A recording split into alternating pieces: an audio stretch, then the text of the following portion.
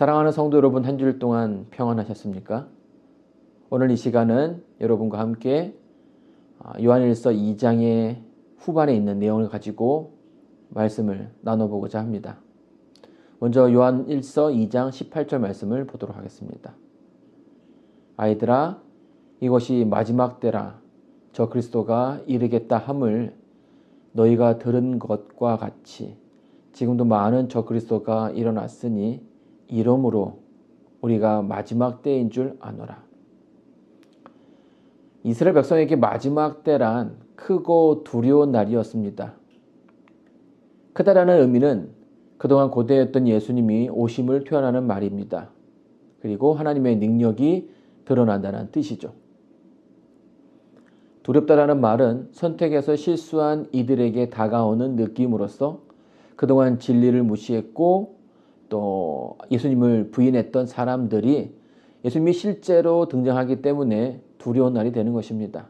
왜냐하면 이 종교란 인생의 길, 또 죽음 이후의 삶에 대해서 이야기해 주는 것인데 그것에 대한 실패는 결국 두려움으로 다가올 수밖에 없기 때문입니다. 그렇기 때문에 마지막 때는 결국 개인의 큰 정체, 자신의 성향이 드러나고 말 것입니다.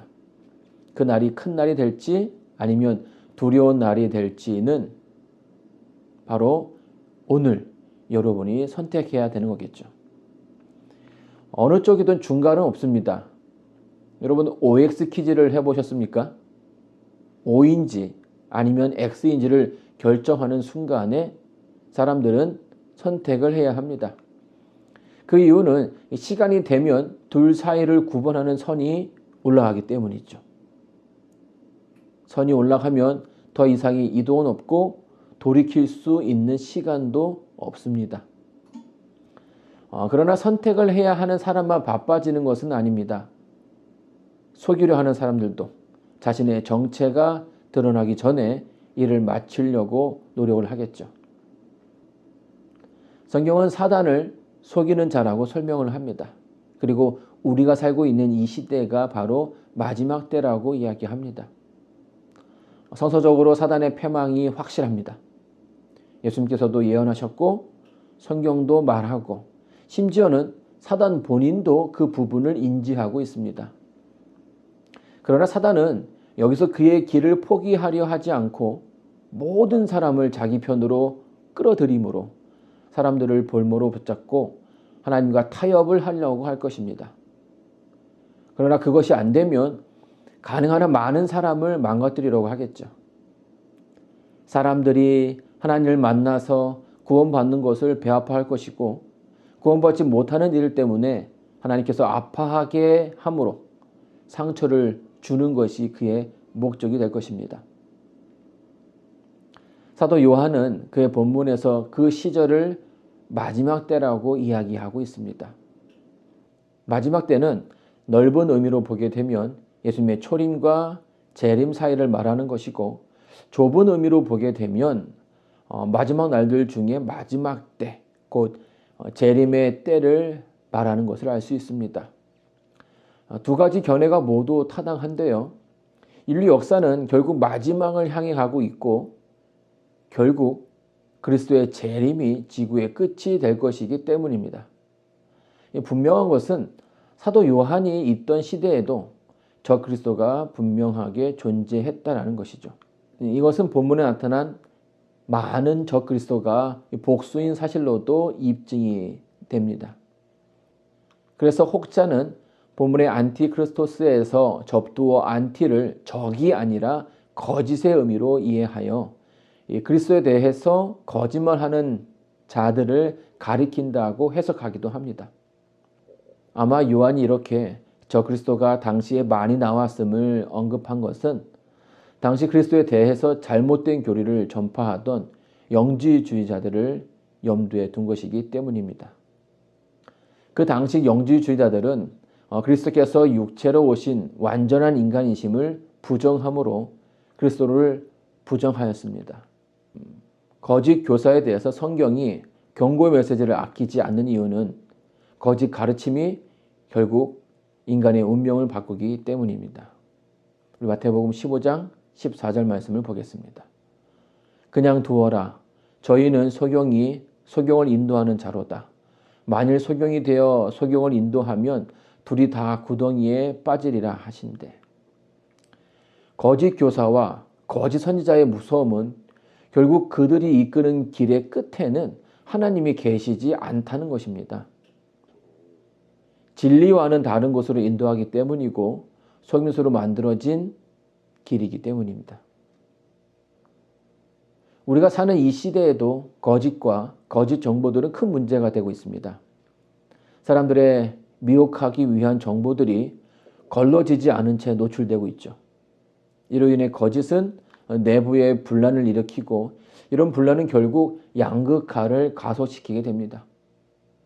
문제는 이런 거짓 진리들이 교회 안에서도 들어오기 시작했다는 것입니다. 요한의 글에서 알 수 있는 중요한 사실 하나는 저 그리스도의 존재가 결국 마지막 때의 특징이 된다는 것입니다. 요한의 시대에도 저 그리스도들이 존재했지만 마지막 때가 되면 거짓으로 진리를 가리키는 이들이 존재할 것이라는 말입니다. 사단은 여러 모습으로 기독교를 흔들어 왔습니다. 부유하게 해서 세속적으로 살게도 만들어 봤고 박해를 통해 신앙을 버리게도 해봤습니다. 그러나 마지막 때에 성도들을 한꺼번에 해칠 수 있는 좋은 방법은 바로 이설이 될 것입니다. 왜냐하면 재림을 기다린다는 것은 이미 모든 어려움을 겪어왔다라는 것입니다. 그 말은 세속화와 박해에도 불구하고 그들은 자신들의 신앙을, 믿음을 버리지 않았다는 뜻입니다. 그들을 위해 준비된 최후의 올무는 결국 적그리스도, 거짓 가르침이 될 것입니다. 거짓말의 논리는 교묘한 말입니다. 이 진리처럼 들리는 것이죠. 물론 약간의 진리가 섞여 있을 수도 있습니다. 그러나 우리는 거기에 너무나 자주 매몰되죠. 우리는 예수님을 거절하려는 것도 아니고 하나님을 향해 주먹을 들이밀려는 것도 아닙니다. 단지 조금만 더 많이 갖고 조금만 더 나아지고 조금만 더 높아지기를 원할 뿐이죠. 우리의 대적은 이 위대한 마케팅에 수천 년의 경험을 쌓아왔습니다. 그는 자신의 진짜 모습을 있는 그대로 보여주지 않습니다. 고린도서 11장에서도 바울은 이단의 가르침이 이 교회의 하나됨에 얼마나 큰 위협이 되고 있는지, 그리고 그것이 상당히 설득력이 있게끔 매력이 있게 또 참되게 말하는 것처럼 보여진다고 설명해 주고 있습니다. 그렇게 거짓 교사들이 침투하고 있다는 것을 사도 바울은 성경에서 다음과 같이 설명합니다. 고린도후서 11장 13절로 15절입니다. 그런 사람들은 거짓 사도요 속이는 일꾼이니 자기를 그리스도의 사도로 가장하는 자들이니라. 이것은 이상한 일이 아니니라. 사탄도 자기를 광명의 천사로 가장하나니 그러므로 사탄의 일꾼들도 자기를 의의 일꾼으로 가장하는 것이 또한 대단한 일이 아니니라. 오늘날 사단은 우리에게 그 일을 하고 있는 것입니다. 자신의 모습을 바꾸고 진리의 가치를 바꾸고 있죠. 거짓 가르침을 통해 진리의 가치를 훼손시키고 있는 것입니다. 안식일이 무슨 가치가 있냐? 일주일 중에 하루, 그날에 하나님을 예배만 하면 되는 것은 아니냐? 재림이 무슨 말이냐? 인류가 점점 발전하고 있는데 하나님이 온다라는 것이 말이 되냐? 조사심판이 말이 되냐? 십자가에서 예수께서 모두를 구원하셨는데 다시 재판을 한다는 것이 이게 무슨 어불성설이냐? 이런 식으로 우리들에게 질문하는 거죠. 사단은 우리가 중요하게 여기는 것들의 가치를 허물면서 우리의 신앙의 근간을 흔들려고 하고 있습니다. 이것이 요한일서에서 말하는 마지막 때의 모습입니다. 요한일서 2장 18절로 19절 말씀을 보겠습니다. 아이들아, 이것이 마지막 때라. 그리스도가 이르겠다 함을 너희가 들은 것과 같이 지금도 많은 적그리스도가 일어났으니 이러므로 우리가 마지막 때인 줄 아노라. 저희가 우리에게서 나갔으나 우리에게 속하지 아니하였나니 만일 우리에게 속하였더라면 우리와 함께 거하였거니와 저희가 나간 곳은 다 우리에게 속하지 아니함을 나타내려 함이니라. 최근 몇 년 사이에 한국 재림교회는 어려운 일들이 참 많았습니다. 교회 안에서 함께 복음을 나누었던 사람들이 교회를 떠나갑니다. 그냥 나간 것이 아니라 떠나면서 남아있는 성도들에게 많은 상처를 주었습니다. 그리고 지금도 여전히 그 상처 때문에 교회는 내홍을 겪고 있죠. 일련의 사건들이 우리의 마음을 더욱더 아프게 하는 것은 그들이 우리와 함께 했던 이들이었기 때문입니다. 사랑을 주었고 존경했고 우리의 형제, 우리의 든든한 우군이라고 생각했기 때문이죠. 어릴 적에 이런 설교를 많이 들었습니다. 하늘에 큰 별들이 떨어질 것이다. 마지막 때가 되면 이런 일들이 있을 거라고 얘기했죠. 아마 저는 오늘날을 의미하는 것은 아닌가 하는 생각을 잠시 해보게 되었습니다. 그 말은 우리는 점점 마지막을 향해 가고 있다는 뜻이고 사단도 그 때를 준비하고 있다는 뜻입니다. 계시록 12장 7절입니다. 용이 여자에게 분노하여 돌아가서 그 여자의 남은 자손 곧 하나님의 계명을 지키며 예수의 증거를 가진 자들과 더불어 싸우려고 바다 모래 위에 있더라. 이 6.25 전쟁의 마지막 전투에서 한국군이 중공군에게 참패하고 많은 영토를 잃었다는 것은 잘 알려지지 않은 사실입니다. 이 금성 전투가 바로 그 전투였는데요. 이 금성 전투에서 패배하면서 상실한 면적은 약 200평방킬로미터에 달합니다. 이것은 쉽게 말하면 현재 그 중부전선의 최전방 지역인 철원에서 그 위쪽에 위치한 곳인데요. 군소대지가 하나 더 있었다라는 말입니다. 주변의 전선보다도 약 10km 정도 북쪽으로 돌출되어 있어서 이 남한 측의 입장에서는 둘도 없이 중요한 군사적인 요충지였습니다.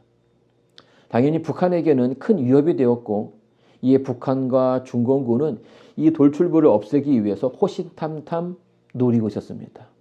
그리고 마침내 휴전을 불과 2주 남겨놓고는 기어이 빼앗고야 말았습니다. 이 금성 돌출부라는 지역은 미국이 1951년 가을 무렵에 중동부 전선을 밀고 올라가서 지금의 철원 이북의 금성 지역을 점령하고 이 38선 이북으로 무려 42km 지점까지 진출했던 지역인데요. 중공군의 총공세에 밀려 남한은 이 최후의 전투에서 실패했고 결국 2년 동안 지켜왔던 금성 지역을 휴전 2주를 앞두고 빼앗김으로 이제는 다시는 찾을 수 없는 땅이 되어버리고 만 것입니다. 이 전쟁은 마지막 순간이 얼마나 중요한지를 보여주고 있습니다. 양쪽, 지키는 자와 공격하는 자, 양쪽 모두 최선을 다해야 했다라는 것입니다. 왜냐하면 그 순간을 놓치면 영원히 놓칠 수 있기 때문이죠. 성경에도 이와 비슷한 사건이 있었습니다. 이스라엘 백성이 가나안에 들어가는 것을 눈앞에 두고 발생한 사건이었죠. 모압 왕 발락의 명령으로 미디안 사람 발람이 이스라엘을 저주하고 그들의 진입을 그것에도 멈추게 하고자 했습니다. 여러분의 시도에도 불구하고 발람의 저주는 매번 실패로 돌아갔습니다. 오히려 그들을 축복하고 내려오는 실정이었죠. 그러나 이 다급해진 발람의 괴략에 의해서 이스라엘은 어이없이도 스스로 붕괴하고 말았습니다. 이방 여인들과의 음행으로 시작된 연병은 이스라엘 백성 중에 무려 24,000명을 죽음에 이르게 하였습니다. 가나안을 눈앞에 둔 이스라엘 백성에게는 그야말로 쓰라린 경험이 되고 말았죠. 그들은 그렇게 함께 있던, 함께 믿어왔던 형제들을 잃게 된 것입니다. 마지막을 앞에 두고 똑같은 일이, 아니 어쩌면 더 큰 일들이 우리에게 일어날 것이라고 성경은 이야기해 주고 있습니다. 왜냐하면 사단은 자기의 때가 얼마 남지 않았다는 것을 알기 때문이죠. 크게 분내어서 하나님의 백성들을 대할 것이라고 예견하고 있습니다. 우리 부조와 선지자 하권 53페이지에는 이 부분을 이렇게 설명해 주고 있습니다. 저희에게 당한 이런 일이 거울이 되고 또한 말세를 만난 우리의 경계로 기록하였느니라. 그런즉 선줄로 생각하는 자는 넘어질까 조심하라. 사단은 인간의 마음을 다룰 수 있는 요소를 잘 알고 있다. 사단은 수천 년 동안 악마와 같이 맹렬하게 연구하였으므로 각 사람들의 공격당하기 가장 쉬운 점들을 알고 있다. 사단은 여러 세대를 통하여 바알부울에서 그처럼 성공을 거둔 동일한 유혹으로 이스라엘 중에 가장 강한 자들과 귀인들을 파멸시켰다. 각 시대를 통하여 유격종 방종의 암초에 걸려 깨어진 품성의 자녀들이 흩어져 있다.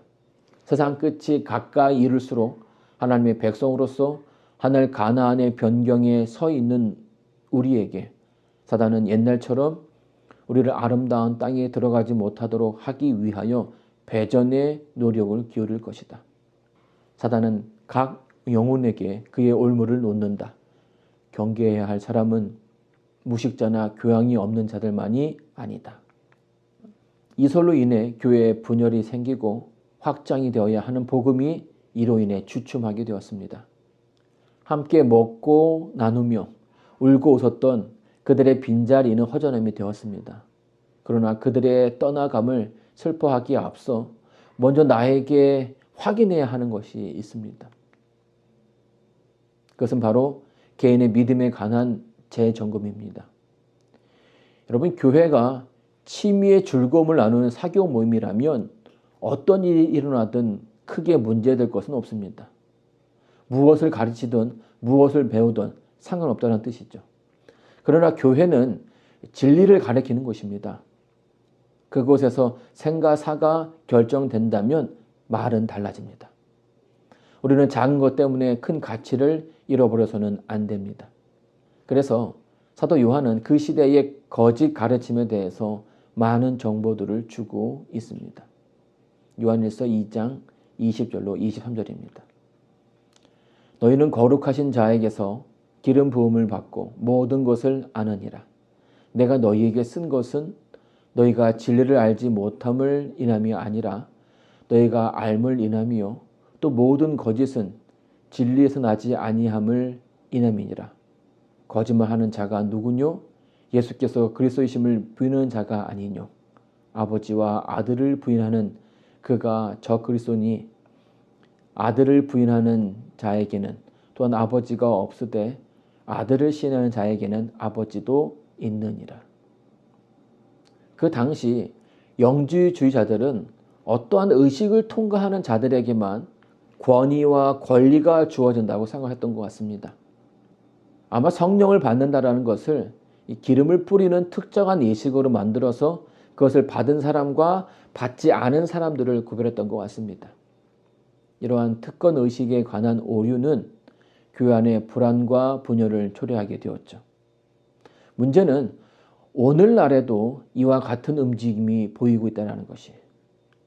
예를 들면 신천지의 이만희가 2번이나 특정한 날짜를 정합니다. 시한부 종말론을 주장했지만 별다른 큰일이 없이 그 날이 지나갑니다.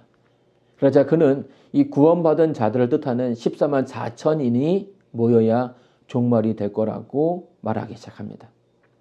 날짜가 아니라 뭡니까? 신도수를 말해버린 거죠. 자, 그러자 거기에 아주 놀라운 효과가 발휘하게 됩니다. 신도들이 수단과 방법을 가리지 않고 포교한 결과 신도수가 엄청나게 늘어납니다. 2006년에 5만이 되었고요. 곧 10만을 넘어서게 됩니다. 자, 그러자 지도부는 이 14만 4천인에 대한 해석을 신천지에 대한 충성하는 14만 4천으로 바꿉니다. 성장의 성장을 거듭하면서 14만 4천의 기준은 더욱더 높아지게 되죠. 그들의 수가 15만을 넘기고서는 이 본인들 스스로 무한 경쟁에 들어가기 시작합니다. 그리고 자신들이 이용하는 어떤 그 복음방, 카카오톡방 뭐 그런 거 정도인데요. 그런 방에 교사 정도 되어야 구원받을 수 있다라는 말들이 여기저기서 들리기 시작했고, 그로 인해서 서로 뭐합니까? 경쟁하기 시작했습니다. 그래서 이 사생결단의 심정으로 그들은 더욱더 열심히 신천지에 순종을 해야 했죠.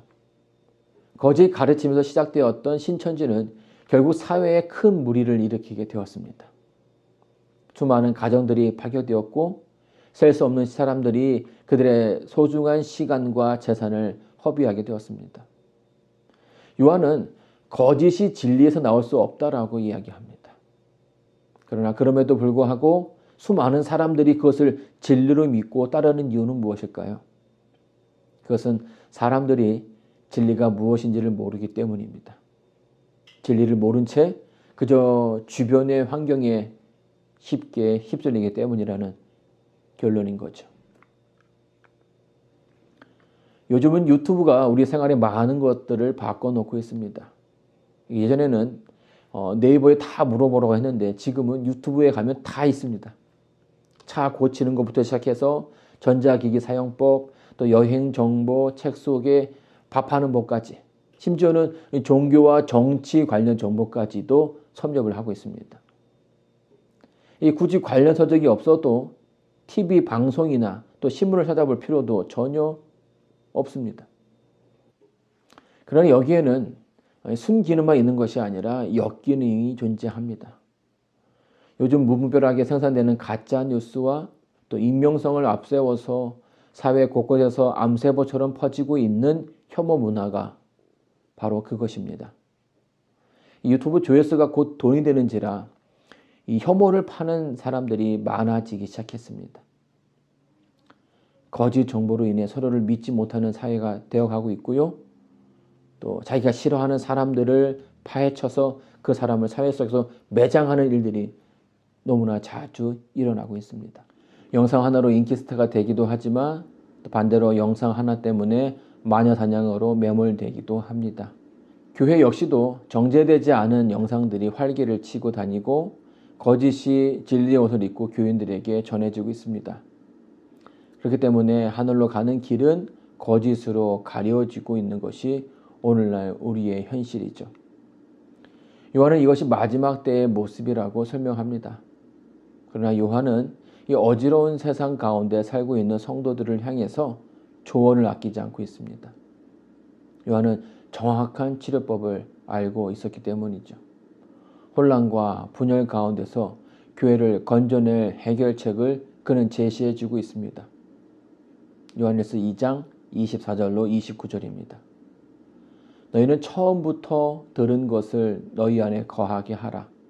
처음부터 들은 것이 너희 안에 거하면 너희가 아들의 안과 아버지의 안에 거하리라. 그가 우리에게 약속하신 약속이 이것이니 곧 영원한 생명이니라. 너희를 미혹해 하는 자들에 관하여 내가 이것을 너희에게 썼노라. 너희는 주께 받은 바 기름 부음이 너희 안에 거하나니 아무도 너희를 가르칠 필요가 없고 오직 그의 기름 부음이 모든 것을 너희에게 가르치며 또 참되고 거짓이 없으니 너희를 가르치신 그대로 주 안에 거하라. 자녀들아 이제 그 안에 거하라. 이는 주께서 나타나신 바 되면 그의 강림하실 때에 우리로 담대함을 얻어 그 앞에서 부끄럽지 않게 하려 함이라. 너희가 그의 의로우신 줄을 알면 의를 행하는 자마다 그에게서 난 줄 알리라. 요한이 제시한 방법은 in Christ입니다. 예수님 안에 거하라. 주 안에 거하라. 이것은 사도 바울도 그의 모든 책에서 말하고 또 말했던 조언입니다. 사실 우리의 주변에 얼마나 많은 성경책들이 있습니까? 저희 집만 하더라도 무려 성경이 10개가 넘습니다. 정보의 홍수, 말씀의 홍수 시대에 우리는 살고 있지만 정작 말씀에 젖어 있지는 않습니다. 언제든지 볼 수 있을 거라는 생각에 늘 주변에 말씀을 두고 있지만 그 말씀이 내 안에 있지는 않습니다. 때가 되면 말씀을 공부할 거라 이야기하지만 우리는 늘 지금은 그 때가 아니라고 이야기합니다.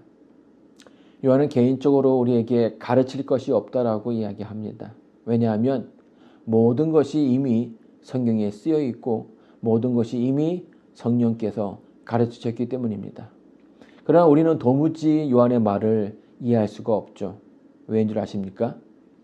우리는 아직 예수님 안에 있지 않기 때문입니다.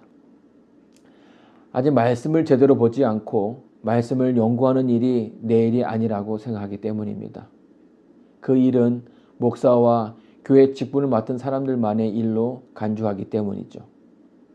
그러나 지금이 바로 여러분께서 말씀을 봐야 하는 시간이고 개인적으로 성경을 알아야 하는 시대입니다.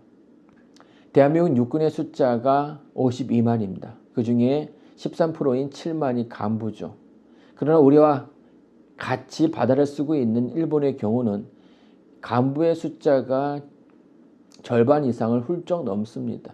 약 60%입니다. 이 간부의 숫자가 말도 안 되게 훨씬 많죠. 이 프랑스의 외인 부대만 하더라도 간부는 25%밖에 되지 않습니다. 다른 여러 나라들과 비교해서 일본의 간부 숫자는 상식을 넘어섭니다. 자, 그렇다면 어떤 이유에서 일본은 간부의 숫자를 절반 이상으로 끌어올린 것일까요? 1945년 히로시마의 원폭으로 일본은 미국의 항복을 선언했고 미국의 제재하에 군대의 수를 줄여야만 했습니다. 일본 군대의 수는 대략 25만이죠. 인구 대비에 비하면 아주 적은 숫자입니다. 그러나 누구도 일본의 자위대를 쉽게 무시하지 못합니다. 그 이유는 다름 아닌 간부의 숫자에 있습니다. 일반 사병 같은 경우에는 교육시키는 데 6주면 충분합니다. 전시에는 그냥 총만 쏠 줄 알아도 바로 전쟁에 불려가죠. 그러나 하사관이나 간부 교육은 단기간에 끝낼 수 없습니다. 그런 이유에서 일본 자위대는 간부의 수를 상식 이상으로 늘린 것이고 고급 인력 자원이 풍부하게 된 것입니다. 전쟁이 발발하면 동원령을 내려서 모자라는 병력은 얼마든지 채울 수가 있습니다. 일반 병사들은 짧은 기간 내에 충분히 교육할 수 있다고 판단했기 때문에 25만의 군대가 100만 이상의 군대가 되는 것은 시간 문제입니다. 전쟁에 강한 군대, 전쟁을 전문적으로 대비하고 있는 이들이 많다는 것, 이것이 일본의 군대를 얕볼 수 없는 이유가 되는 것입니다. 사랑하는 성도 여러분, 사도 요한은 교회가 하나님과 늘 함께하는 성도가 되어야 한다고 말합니다. 하나님의 말씀이 우리 마음에 살아있어야 합니다. 하나님의 생각이 우리의 생각이 되어야 합니다. 성령의 가르침이 우리의 삶에 실천되어져야 하는 것이죠. 매일매일의 삶이 하나님과 동행하는 삶이 되어야 되고 말씀을 통해 용기를 얻어야 하는 삶이 되어야 합니다. 그래서 담대함을 얻어 굳건히 자기 신앙을 지킬 수 있는 삶, 그런 삶이 우리에게 있어야 하는 것이죠. 그래야 이설이 난무하는 거짓 그리스도의 가르침이 창궐하는 이때에 주의 군사로서 어떤 흔들림에도 떨어져 나가지 않을 것이고 어떤 영적 전쟁에도 패배하지 않게 될 것입니다. 성도 여러분, 마지막 시대를 살아가고 있는 성도들에게 가장 필요한 것은 결국 하나님의 말씀이 될 것입니다. 그 말씀 속에서 진리를 확신하시는 저와 여러분 되기를 바라면서 오늘 말씀을 마치겠습니다. 감사합니다.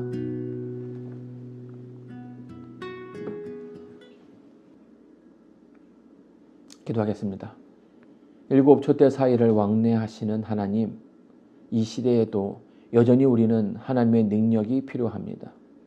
성도들을 말씀으로 거룩하게 하셔서 오류와 거짓 가운데 건져주시고 밝은 진리의 길을 설 수 있도록 도와주시길 원합니다. 누군가 해야 할 일이라면 내가 그 사람이 될 수 있게 용기 주시고 하나님을 내 안에 모심으로 매일매일이 성장하는 날이 되게 도와주시옵소서. 우리의 주인 되시는 예수님의 이름으로 기도드리옵니다.